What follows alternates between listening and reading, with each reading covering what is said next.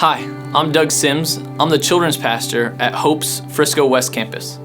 I was recently asked to share my life journey. As I think about it, I wondered at myself, how did I get here? This is not where I should be. As I look back at my childhood, I realized it was anything but normal. But in the moment, I thought everyone lived this way. My earliest memory in life is of my father abusing one of my brothers. I watched him pick him up by the throat and hold him against the wall for what seemed like forever. My next memory is also my last memory of my father, and it's when I was in kindergarten. I went to school one morning just like normal, said goodbye just like normal, but when I arrived home from school, I realized it was anything but normal. My dad was nowhere to be found, and I wasn't told much as to where he was. My parents had gotten a divorce, and he was ordered to move out of state. I lived the next year and a half with my mom, 3 brothers, my sister, and a house full of gangs, drugs, and alcohol. That whole time, I wondered what had happened to my dad. Where was my dad? Was my dad coming home? And did my dad love me anymore? After being in that environment for a year and a half, my mom decided to let my grandmother take one of my older brothers, my younger sister, and myself, and let her raise us. Looking back now, that was the best thing for us. But in the moment, it was like lighter fluid to the thoughts of unloved and unwanted. My grandmother was a godly woman. We were in church every chance we got, but I hated going. They talked about a God that loved us, but how could a God that loved me give me parents that didn't seem to love me? My grandmother knew the only way to make sure us kids had a fighting chance was to get us away from that environment. So that's what she did. She moved us across country from Seattle, Washington to Nashville, Tennessee. In my early teenage years, I got word that 2 of my older brothers were both in prison for gang-related things. And I tried to figure out a way to deal with all those feelings. And I did so by drinking and many failed relationships.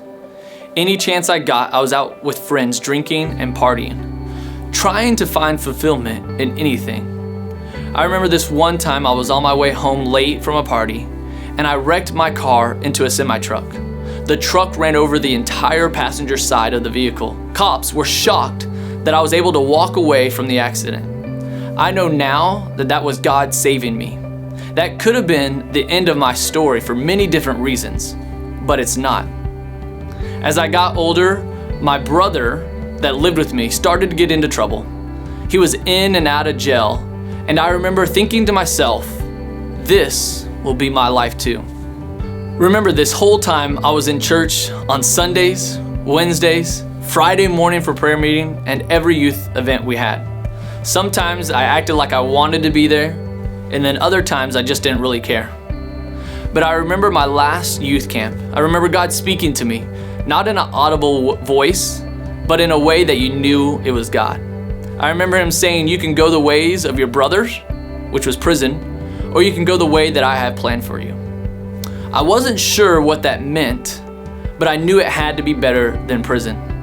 So I decided at that moment that I was gonna go the way God had planned for me and not my own way. I have learned that if you give God the chance to show off, he will. He took a broken, messed up, unloved, unwanted teenager and has used me to impact the lives of hundreds of kids. What I gave you today was just a small glimpse into my life.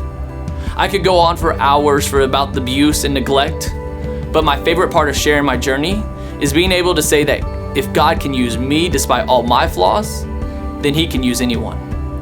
It's time to stop allowing your past to hold you captive. I had to get to a place where I forgave my parents for all the abuse and abandonment, and I vocalized that to each of them.